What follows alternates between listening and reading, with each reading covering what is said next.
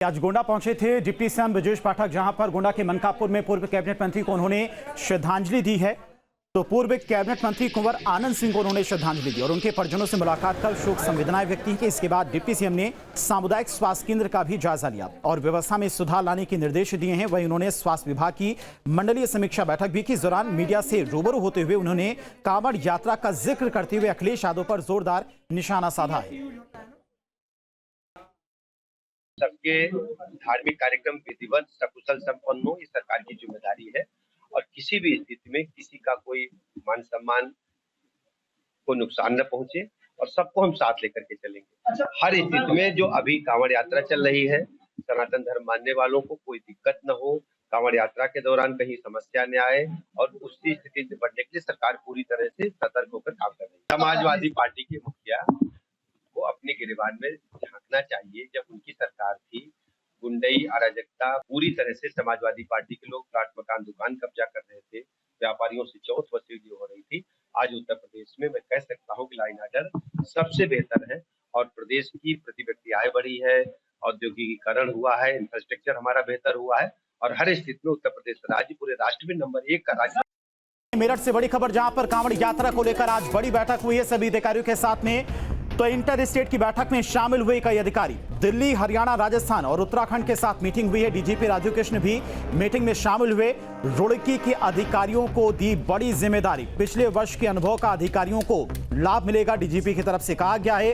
कांवड़ खंडित होने की स्थिति में हरिद्वार से मंगवाई जाएगी कांवड़ और 4 प्रदेश के अधिकारियों का ग्रुप बनाया गया है। आपस में सूचनाओं का होता रहेगा आदान प्रदान। तो मेरठ में कांवड़ यात्रा को लेकर आज बड़ी बैठक हुई। इंटर स्टेट की बैठक में कई अधिकारी शामिल हुए। दिल्ली, हरियाणा, राजस्थान और उत्तराखंड के अधिकारियों के साथ में मीटिंग हुई है। डीजीपी राजीव कृष्ण भी मीटिंग में शामिल हुए हैं और रुड़की के अधिकारियों को बड़ी जिम्मेदारी दी गई है। पिछले वर्ष के अनुभव का अधिकारियों को लाभ मिलेगा, डीजीपी की तरफ से कहा गया है। और अगर कांवड़ खंडित होती है तो इस स्थिति में हरिद्वार से नई कांवड़ मंगवाई जाएगी। अधिकारियों की तरफ से यह कहा गया है। 4 प्रदेश के अधिकारियों का एक ग्रुप भी बनाया गया जिसमें आपस में सूचनाओं का आदान प्रदान होता रहेगा। फोर्स के डिप्लॉयमेंट से लेकर रास्ते में जो सैनिटेशन और जो कांवड़ यात्री हैं उनको फैसिलिटेट करने के लिए पानी के पीने की अच्छी व्यवस्था हो, सफाई की व्यवस्था हो और उनके खाने की व्यवस्था हो, जो शुद्धता के साथ, चाहे वो शिविर लगे या जो होटल्स हो या जो वेंडर्स हो, उनके यहाँ अच्छी व्यवस्था रहे, इसके बारे में रिव्यू किया गया। जो इरिगेशन डिपार्टमेंट के लोग हैं उनको भी बताया गया है कि पानी वगैरह जो नहर में होना चाहिए वो संतुलित मात्रा में और जो ट्रेडिशनली रहता है वही रहना चाहिए, कोई एक्सेस वाटर फ्लो नहीं होना चाहिए। साथ ही जो नहर पटरी है उसकी पूरी तरह से रिपेयर का काम समय से कंप्लीट करना है। पीडब्ल्यूडी और एनएचआई के लोगों को भी बताया गया कि जो सड़क उनके कार्य क्षेत्र के पड़ते हैं उनकी रिपेयर समय से पूरा हो जाना चाहिए। नॉइज लेवल की बात है, इस बारे में सुप्रीम कोर्ट के और सुप्रीम कोर्ट के भी निर्देश है कि 75 डेसिबल से ज्यादा उसका साउंड लेवल नहीं होना चाहिए और हाइट जो है वो 10 फीट और विड्थ जो है 12 फीट। ये इसको इंश्योर करना है और इसके लिए जहाँ पर भी असेंबल होते हैं, ये मुजफ्फरनगर से मुल्की तक, मुल्की से मुजफ्फरनगर तक की जो एरिया है वहाँ पर ये असेंबल होने की बात जानकारी में आई है। तो जो भी इसके कंसर्न्ड प्रतिष्ठान है जहाँ पर ये असेंबल किए जाते हैं, ये उनकी व्यक्तिगत जिम्मेदारी भी फिक्स की जा रही है कि अगर कहीं पर इस तरह की कोई गाड़ी होती है उसके खिलाफ भी कार्रवाई, जिसने असेंबल किया उसके खिलाफ भी कार्रवाई की जाएगी। इसके लिए सभी कांवड़ समूह के साथ संवाद हमारे अधिकारी कर रहे हैं। उनको इसकी उपयोगिता के बारे में, इसके महत्व के बारे में और इसके इम्पोर्टेंस के बारे में उनको अवगत किया जा रहा है। सेफ्टी, सिक्योरिटी और आस्था, ये तीनों चीज उनके मेन है और इसके लिए जो इस प्रकार के आयोजन होते हैं उस पर उनको एडवाइस किया जा रहा है। और महोबा के जिला अस्पताल के बच्चा वार्ड में 8 बच्चों को इंजेक्शन लगने के बाद तबीयत खराब हुई थी, जिसके बाद अब अस्पताल प्रशासन की तरफ से चुप्पी तोड़ी गई है। सीएमएस डॉक्टर पवन अग्रवाल ने मामले की जांच की। उन्होंने बताया कि ये गंभीर चूक अस्पताल में तैनात स्वास्थ्य कर्मियों की लापरवाही के चलते हुई है। जांच में पता चला कि स्टाफ ने इंजेक्शन पहले से सिरिंज में भर कर रखा था, इससे दवा में रिएक्शन हुआ और बच्चों की हालत बिगड़ी। इस घटना के लिए बच्चा वार्ड में तैनात स्टाफ नर्स संगीता सोनी की भूमिका की भी जांच की जा रही है और उनसे स्पष्टीकरण मांगा गया है। उन्होंने कहा कि अस्पताल प्रशासन इस मामले की जांच कर रहा है और जरूरत पड़ने पर दोषियों पर अनुशासनात्मक कार्रवाई भी की जाए।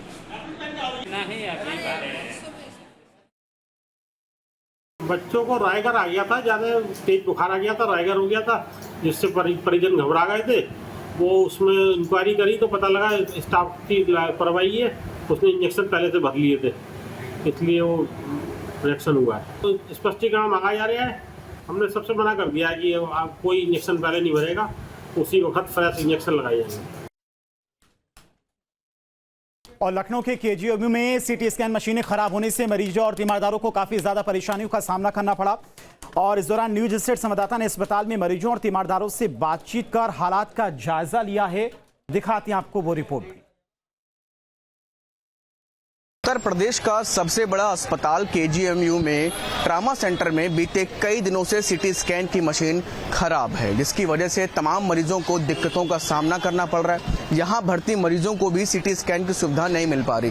हमारे साथ मरीजों की तीमारदार मौजूद हैं। आप लोग अपना अपना पर्चा दिखा दीजिए जरा एक बार। ये देख सकते हैं आप, ये इन मरीजों का पर्चा है। इनके ये आप देख पा रहे हैं, तारामती मरीज हैं। इनका ये सीटी स्कैन कराने के लिए यहाँ दौड़ रहे हैं। ये आप देख सकते हैं कि जी आप सीतापुर से आए।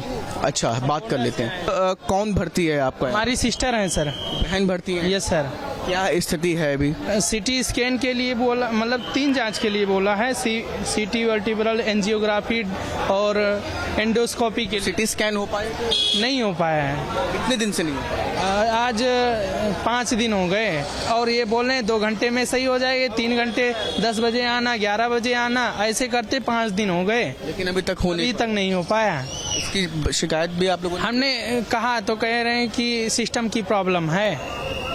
आप कहाँ के रहने वाले, क्या नाम है? हम तंबाउर से आए हुए हैं और आज ही आए हैं। और कहते हैं सीटी स्कैन जो वहाँ मशीन पे गए थे तो वो कहते मशीन खराब हो गई है। मशीन खराब हो गई? हाँ, आप कहते हैं बाहर जाइए।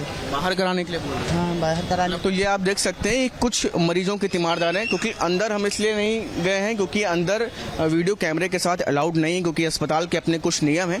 लेकिन ये सिर्फ 2 लोग अभी जो आपको यहाँ दिख रहे हैं, बड़ी संख्या में ऐसे लोग हैं जिनके सीटी स्कैन नहीं हो पा रहे। तीमारदार परेशान हो रहे हैं कि उनके मरीज अंदर मौजूद हैं, लेकिन जो चिकित्सा सेवाएं हैं वो उनको यहाँ पर बेहतर तरीके से नहीं मिल पा रही, जिसकी वजह से उनको दर दर भटकना पड़ रहा है। वीडियो जर्नलिस्ट सैफुल हसन के साथ शुभम पांडे, न्यूज स्टेट, लखनऊ। जहां भक्ति है हर शब्द में, कथाओं में छुपे हैं दिव्य रहस्य और ज्योतिष देता है जीवन को दिशा। धर्म से जुड़ी हर बातों को जानने के लिए हमारे चैनल स्तुति को सब्सक्राइब करें। चैनल पर जाने के लिए इस लिंक पर क्लिक करें।